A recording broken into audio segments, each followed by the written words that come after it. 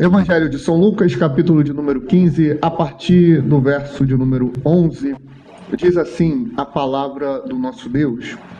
E disse, um certo homem tinha 2 filhos, e o mais moço deles disse ao pai, Pai, dá-me a parte dos bens que me pertence.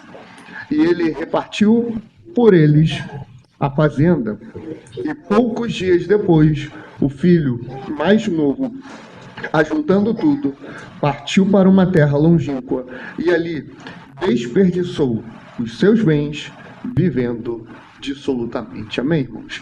Até aí, mantenha sua Bíblia aberta que nós vamos discorrer nesse texto. Podem sentar, graças a Deus. Que o Espírito Santo abra a tua mente e o teu coração para receber o Evangelho de Jesus Cristo.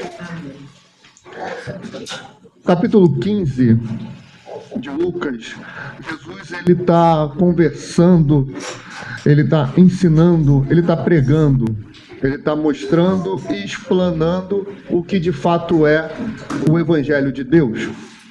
Aqui nesse texto, Lucas ele vai relatar essa realidade, essa verdade sobre alguns questionamentos que estavam sendo feitos. No versículo 1 a 3, Lucas ele relata assim: E chegavam-se a ele todos os publicanos e pecadores para o ouvir. E os fariseus e os escribas murmuravam, dizendo: Este recebe pecadores e come com eles. E ele lhes propôs esta parábola, dizendo... E aí ele começa uma sequência de 3 parábolas. A primeira parábola, ou a sequência de 3 histórias de uma parábola só, que é a parábola dos perdidos. Ele começa falando da ovelha perdida. Lembra daquela história? O pastor estava cuidando das ovelhas, uma se perde, ele deixa as 99 e vai atrás da ovelha que se perdeu. Depois ele conta a história, a parábola, o ensinamento da dracma perdida. Uma mulher tinha 10 dracmas, ela perde uma e começa a procurar tudo ali, e encontra e faz aquela festa. Aí depois ele vem e conta a terceira história, que é a que nós vamos pregar, é a que nós vamos falar nessa noite. A terceira história, a gente costuma dizer que é a parábola do filho pródigo. Eu desafio os irmãos a lerem do versículo 11 até o versículo 32 e encontrar o termo pródigo ali. Encontrar Jesus se referindo ao filho mais novo como se ele fosse o pródigo, como se ele fosse o esbanjador. A gente vai ver o porquê que esse subtítulo, que talvez esteja aí na tua Bíblia, ele está errado. Vitor, você está falando que a Bíblia está errada? De forma alguma. Os subtítulos, o capítulo e os versículos, eles foram acrescentados posteriormente pela gráfica, para facilitar. Você imagina, eu falo, irmãos, abre aí no livro de Lucas, onde está a parábola do filho pródigo. A gente ia ficar perdido, né? Até conseguir encontrar ia dificultar. Foi uma bênção. Só que a gente passa a denominar determinados textos a partir do que está no subtítulo. E alguns deles, esse é um exemplo, está equivocado. A gente não tem ali uma sequência de pródigos. A gente tem uma sequência da ovelha perdida, da dracma perdida e o filho. Ele também estava perdido. Só que não era um filho que estava perdido. Eram os 2 filhos que estavam perdidos. E é o que a gente vai trabalhar aqui nessa noite. Primeiro ponto, a gente vai tratar sobre a decisão do filho mais novo. O filho mais novo, ele chega diante do seu pai e fala: Pai, para mim deu. Eu quero ir viver minha vida. Pai, eu quero curtir. Pai, eu quero ir conhecer o mundo lá fora. Eu quero que o Senhor me dê a minha parte da herança. Claramente, o pai aqui representa o próprio Deus. O pai é o nosso Senhor. O pai é o nosso Salvador. Quando o filho mais novo, ele chega diante do pai e fala assim: Pai, olha só, eu quero a minha herança. Ele está virando para o pai dizendo: Pai, para mim o Senhor não é mais uma referência. Para mim o Senhor não tem mais nenhuma valia. A sua opinião, a sua direção, para mim não vale mais nada. Porque, queridos, quando... E vai demorar, né? Quando a senhora se for, todos os seus milhões, os seus bilhões, ficarão para mim. Vocês que lutem aí com aquele aparelho que ela não usa lá para se exercitar, o resto é meu. Eu só vou receber alguma herança, eles só vão receber alguma herança da parte da nossa mãe quando acontecer o quê? Quando ela se for. É aí que nós temos direito a uma herança. Quando o filho ele chega para o pai e fala: pai, eu não quero mais ter contato com o Senhor, eu quero o que o Senhor tem para me dar. Eu quero só as bênçãos, eu não quero mais o abençoador. Pai, olha só, para mim o Senhor está morto, então, já que o Senhor morreu para mim, eu quero a minha parte na herança. Aí ele vai embora. Ele não apenas pediu alguma bênção, irmão. Ele não apenas pediu dinheiro, ele podia chegar e pedir dinheiro. Ele fala: não, para mim acabou a nossa relação, me dá o que é meu de direito, que eu vou seguir a minha vida. Ele virou para Deus, ele virou para o pai e falou: o Senhor está morto para mim. Tolo, louco, lunático, é aquele que vive como se Deus não existisse. Isso está lá no Salmo 53 fala isso. Tolo é aquele que vive como se ele não existisse, é o ateu na prática. O que é o ateu normal? O ateu é aquele que verbaliza, né? Que Deus não existe, etc. e tal. E ele trabalha isso, ele tem essa concepção. Só que tem muito crente, tem muito cristão que vive como se Deus não existisse, que não leva a palavra de Deus em consideração, que não leva os mandamentos bíblicos a sério. Essa mesma Bíblia, ela vai falar em João 14, 21, aquele que tem os meus mandamentos e os guarda, esse é o que me ama. Eu amo a Deus, eu quero estar com Deus, eu amo Deus acima de tudo, tem certeza? Você guarda a palavra dele? Você medita nas Escrituras? Você mergulha no Santo Livro?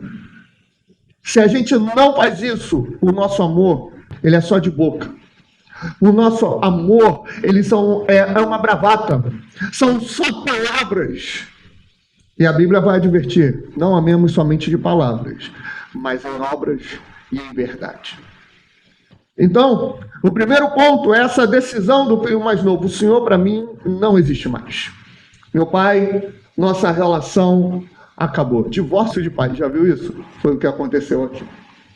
Ele deixou o pai e foi embora. Foi viver a sua vida. Ele foi para uma terra longínqua. Ele foi para uma terra distante. O que isso significa? Ele foi para uma terra longe de Deus. Ele falou: eu não quero mais viver na tua presença. Eu não quero mais estar contigo.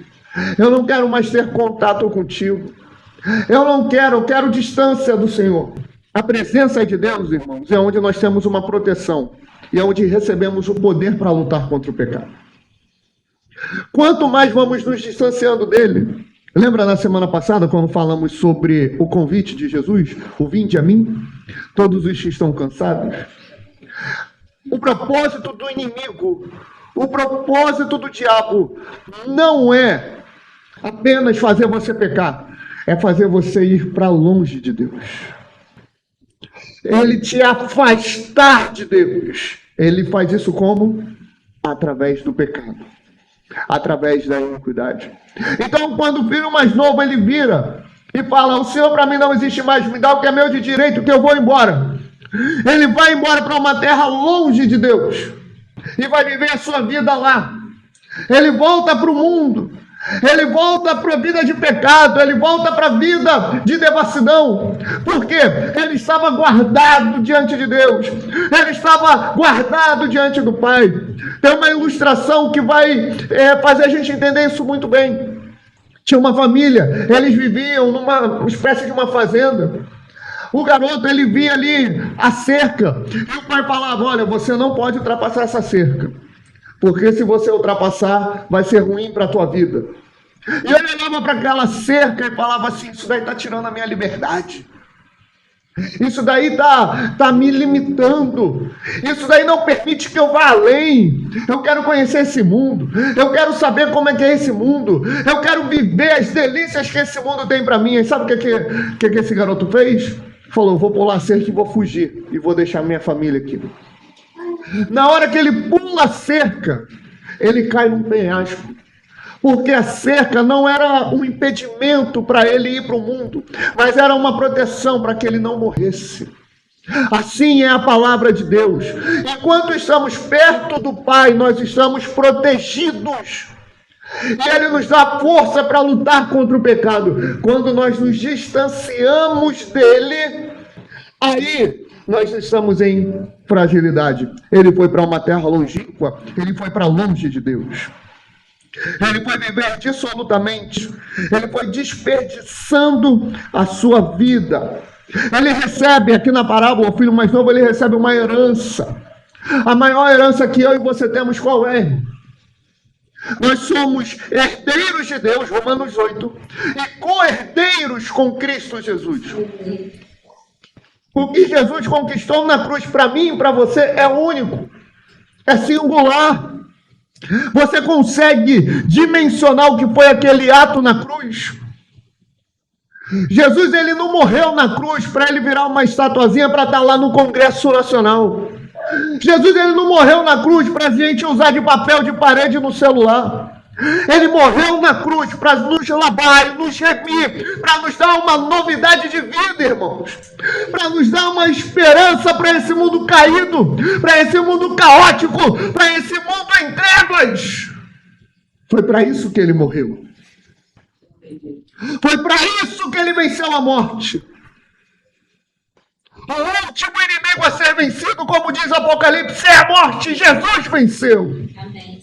Ele literalmente pisou na cabeça da serpente e falou: sobre a minha igreja tu não tem poder. As portas do inferno podem se levantar, mas não vão prevalecer contra a minha igreja. Amém. Isso foi o que ele conquistou na cruz. Resumindo, João 10, eu vim para que tenham vida e a tenham em abundância. Você entende isso? Você compreende isso?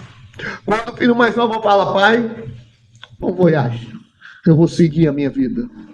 Ele pega essa vida mais do que abundante e desperdiça ela. É o que o texto diz. E poucos dias depois que ele partiu da fazenda para a terra longínqua, o filho mais novo ajuntou tudo, partiu para a terra e ali desperdiçou os seus bens, vivendo dissolutamente. Ele deixou. Diferente da ovelha, a ovelha é um animal que precisa de adestramento, amém? A ovelha é um animal que não tem ali muita orientação. O que é que eu vou fazer? Para onde eu vou? O que é que eu falo? O que é que eu faço? Não, ela não tem muita decisão. Diferente da dracma, que não tem ali nenhum sentimento, nenhum poder de decisão. Ela foi perdida, ela não se perdeu. O filho mais novo chegou e falou: eu estou decidindo ir embora. Eu estou decidindo acabar com a minha vida. Eu vou. Eu estou indo. Eu não quero mais viver na presença do Pai.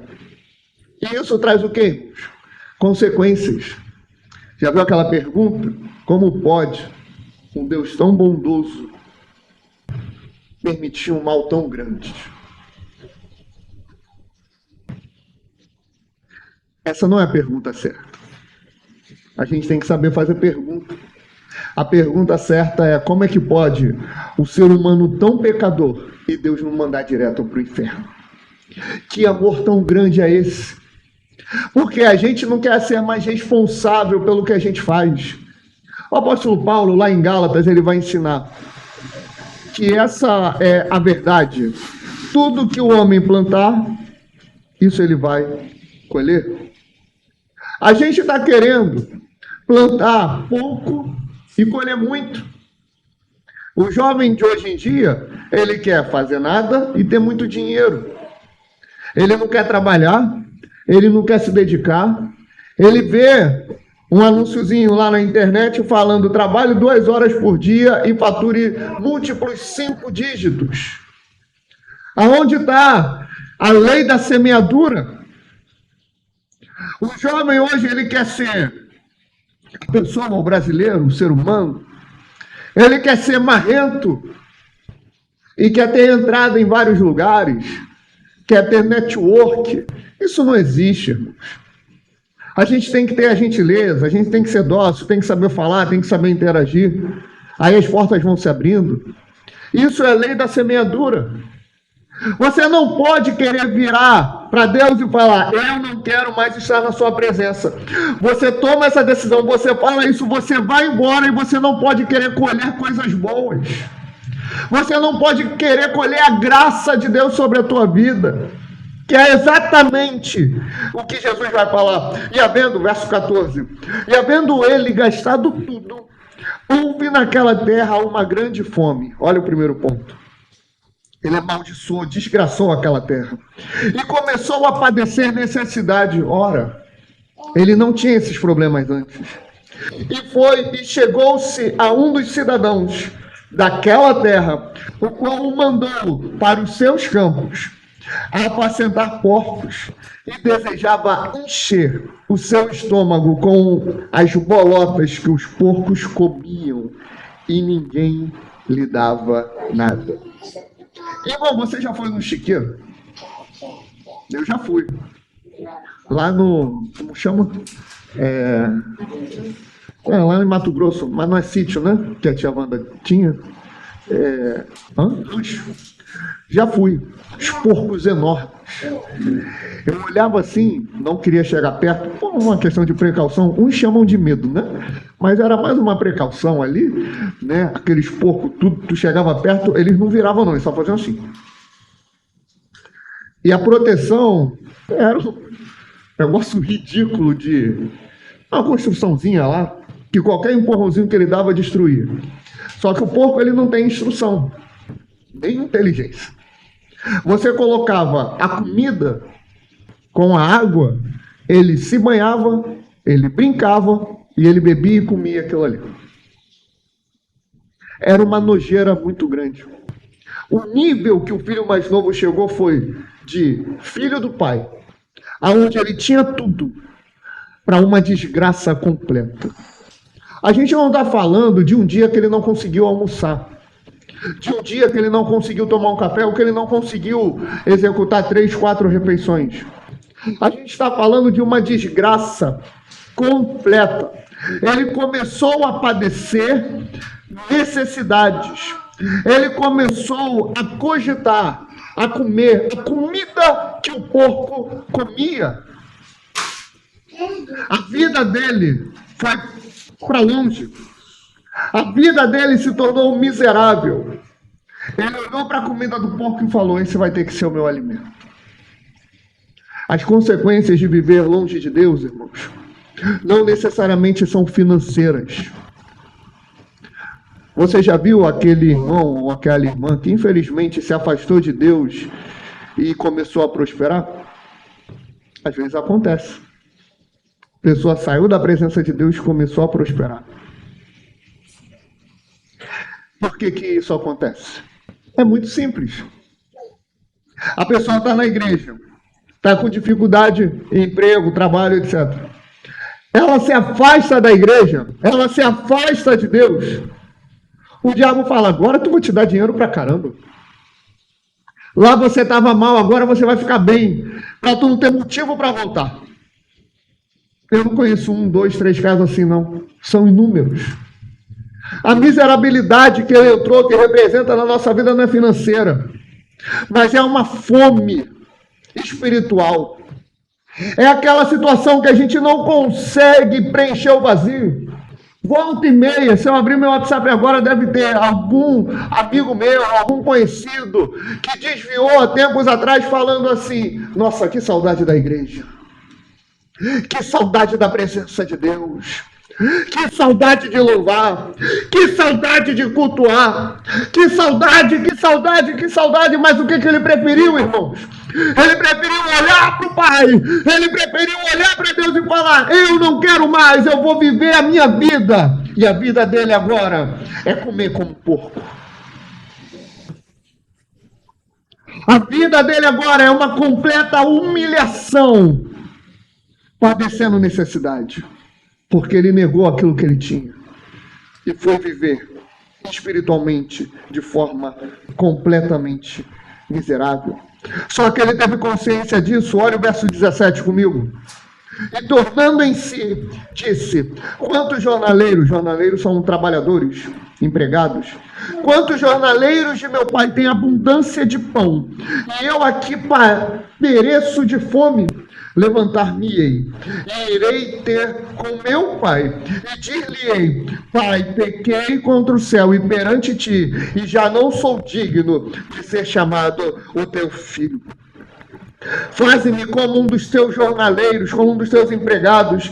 E levantando-se foi para o seu pai, e quando ainda estava longe, viu seu pai, e se moveu de íntima compaixão, e correndo lançou-lhe ao pescoço e o beijou. E o filho disse: Pai, pequei contra o céu e perante ti, e já não sou digno de ser chamado o teu filho. Olha a humildade. Ele olhou para a situação que ele estava vivendo e ele teve uma consciência: o que eu fiz na minha vida? Eu olhei para o meu pai, eu neguei o meu pai, eu disse que ele não era mais o meu pai, e agora eu vou embora. E eu fui embora viver a minha vida com a minha herança, eu esbanjei tudo, eu joguei fora, eu desperdicei a minha vida, mas os trabalhadores na casa do meu pai, eles vivem melhor do que eu. Pois então eu vou voltar para lá e vou trabalhar. Eu vou voltar para lá e vou pedir para o meu pai me aceitar de volta. Irmão, ele não chegou naquela soberba. Ah, eu sou filho, então eu mereço. Como é que é? Uma vez eu fui numa igreja que eles, na hora do dízimo e da oferta, me chamaram para pregar lá. Nunca mais voltei. Por que será, né? Eles abriram, na hora da oferta, foram fazer uma oração. Aí tinha que levantar o envelope, né? Como é que era? Se eu sou filho, eu sou herdeiro. Se eu sou herdeiro, eu tenho direito. Se eu tenho direito, eu exijo. Era exatamente essa a estrutura da oração. Aí fui pregar, né? O resto é história. Então, irmãos, ele não chegou nessa arrogância. A arrogância que ele teve no início. Me dá o que é meu. Vem, me dá. Não. Ele falou: olha, eu pequei. Eu não sou mais digno de ser chamado teu filho. Eu quero te encorajar a fazer essa oração, irmão. Uma oração de humildade. Uma oração se colocando no seu devido lugar. Você é filho de Deus, amém? O Pai te chama por filho. Todos aqueles que o receberam foram dados o poder de serem feitos filhos de Deus. Você é filho, você é filha de Deus. Só que você não é digno de ser chamado filho de Deus. Você não é digno de ser filho de Deus. Então tenha essa humildade. Chegue diante do Pai e fale: eu não mereço ser chamado teu filho. Eu não mereço ser chamada como tua filha. Então tenha misericórdia de mim. Foi assim que ele chegou. E quando ele chega, ele nem falou nada. Ele estava, sabe quando a gente quer ir conversar com alguém, um assunto sério, a gente já começa assim: vou falar isso, daqui eu vou puxar para aquele ponto. Ele estava assim, ele estava montando o script dele. Quando ele chega, o que acontece? O pai vê ele de longe. Do que o pai vê ele de longe, irmão, vamos voltar para a cultura da época. O pai era autoridade, muito provavelmente era uma espécie de monarquia nessa história aqui. Ele, como ancião, como chefe da casa, ele não ia até o filho, muito menos correr. Só que ali não tem liturgia, ali não tem religiosidade. O pai vê o seu filho chegando, ele morre de alegria, ele vai até o seu filho cheio de compaixão, alegre, feliz. Por quê? Porque esse pai, ele é o pródigo. Esse pai é o esbanjador. É isso que significa pródigo. Esbanjador. Aquele que dá com liberalidade. Quem é que foi esbanjador aqui, irmãos? Quem é que foi pródigo? Foi o filho mais novo, que foi lá e gastou tudo. Mas o filho mais novo só teve o que gastar, porque o pai deu para ele. O pai deu a herança. E muito mais do que a herança, o pai deu amor. O pai deu afeto, o pai esbanjou perdão. Queridos, o filho praticamente cuspiu na cara do pai, mas na hora que o filho está voltando, o pai olha para ele e fala: meu filho, o meu filho. Mas o pai disse aos seus servos, verso 22, trazei depressa a melhor roupa, vestilho, ponde-lhe um anel na mão e as alparcas nos pés, e trazei o bezerro cevado e matai, e comamos e alegremos-nos, porque este meu filho estava morto e reviveu, tinha se perdido e foi achado, e comeram e alegraram-se diante daquela situação.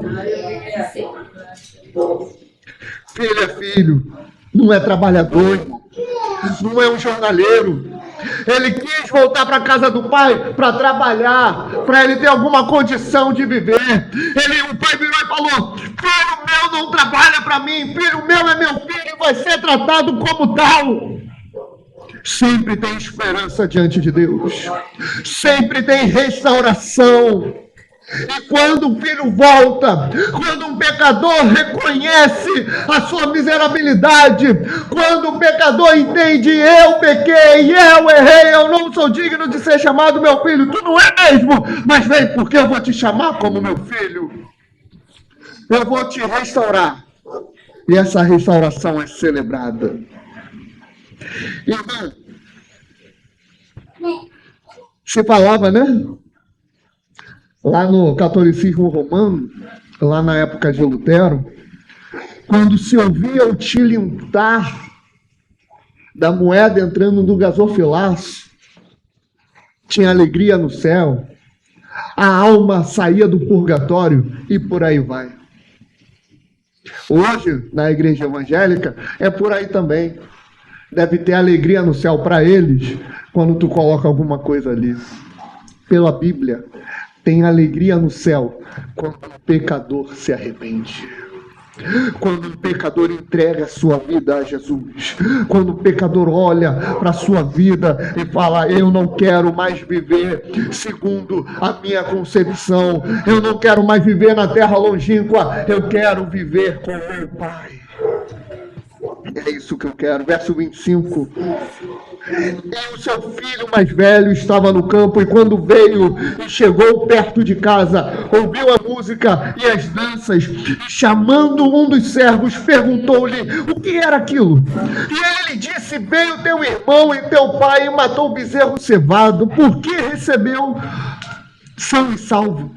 Mas ele se indignou e não queria entrar. Saindo o pai, e estava com ele, mas respondendo ele, disse ao pai: eis que te sirvo há tantos anos, sem nunca transgredir o teu mandamento, e nunca me deste um cabrito para alegrar-me com os meus amigos.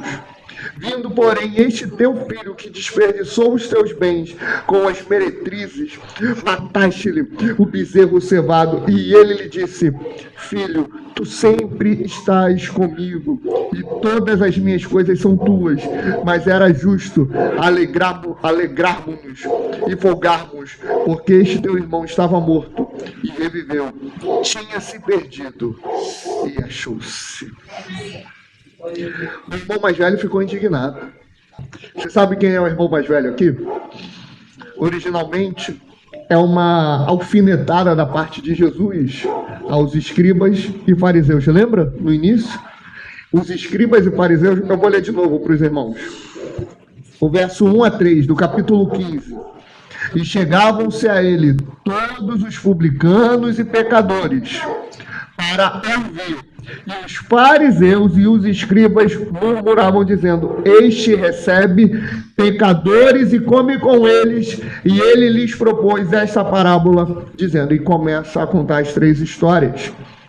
Aqui Jesus está falando assim, olha, ele vem até o verso 24, do versículo 11 até o 24, falando dos pecadores e publicanos que eles estavam criticando, que são os que estavam longe de Deus. Só que a partir do verso 25, é como se ele virasse para os escribas e fariseus e falasse assim: e agora, o irmão mais velho, que são vocês, os religiosos, que querem impedir estes de se chegarem a mim, estes de se chegarem ao Pai, estes que ficam tristes, que não querem a conversão de todos, mas querem a conversão apenas de alguns. Agora a palavra é para vocês. E ele começa a tratar com eles e repreendê-los. Se o filho mais novo, ele estava perdido porque ele foi para uma terra distante, o filho mais velho estava perdido dentro da casa do pai. Você já deve ter ouvido falar sobre o desviado fora da igreja e o desviado dentro da igreja. Aquele que está na presença do pai, mas não desfruta da presença dele. Só trabalha. E se você reparar, o filho mais velho, ele estava fora. Ele não estava no momento da chegada do seu filho mais novo. Ele estava trabalhando. Ele estava longe do pai. E ele começa um debate com o pai. Porque o mesmo amor que o pai teve para o filho mais novo, ele tem para com o filho mais velho. Da mesma forma que ele se compadeceu e estendeu a mão para o mais novo, ele estende para o filho mais velho.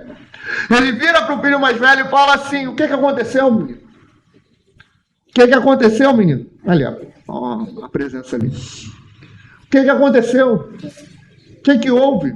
Olha, eu estou tanto tempo contigo, pai. Eu estou aqui com o Senhor. Eu estou vivendo com o Senhor aqui. E o Senhor não pegou um cabritinho para a gente comemorar, para a gente celebrar que eu permaneci aqui. Menino, você já tem a bênção. Sabe o que estava acontecendo aqui? Era uma crise de ciúme. Ele estava achando que a bênção era a celebração, que a bênção era a festa, mas essa não é a bênção. A bênção é estar com o pai. O filho vira e fala: meu filho. O filho não, o pai vira para o filho e fala: meu filho, você já tem a mim, você já está comigo. O seu filho, o seu irmão estava perdido. A gente está celebrando o retorno dele, mas você já está comigo, então se alegre. Não se perca na minha presença. Não se perca. Para a gente concluir, o pródigo significa aquele que esbanja, que é generoso ao dar, que é liberal. É fato que o filho mais novo esbanjou a sua herança na terra longínqua, longe do pai. Entretanto, essa é a terceira história do conjunto de uma parábola que Jesus dá em resposta aos escribas e fariseus sobre pecadores e publicanos. A primeira parábola é a ovelha perdida, a segunda é a dracma perdida e a terceira é o filho pródigo? Não. A terceira também não é sobre o filho perdido, mas sobre os filhos perdidos. Essa parábola mostra que os perdidos são os que estão longe, estes são os gentios, estes são os ímpios, esse é o filho mais novo. E os que estão perto, que são os judeus, os escribas e fariseus, o filho mais velho. Todos estão perdidos. O mais novo estava perdido longe de Deus, e o mais velho estava perdido perto de Deus. E a aplicação é que sempre há reconciliação com Deus. O filho mais novo pode ter esbanjado longe e o mais velho perto, mas foram superados em amor, porque Deus esbanja perdão e Deus esbanja amor. Tem sempre, irmão, esperança diante de Deus. Ardia em ciúmes, com raiva, porque o irmão foi resgatado, porque o irmão foi celebrado no retorno. O outro esbanjou tudo, depois de praticamente cuspir na cara do pai, jogou tudo fora. Mas para ambos houve reconciliação, houve perdão e houve amor. Essa é a parábola dos filhos perdidos. Amém? Vamos ficar de pé, vamos orar, vamos agradecer e falar com o nosso Deus.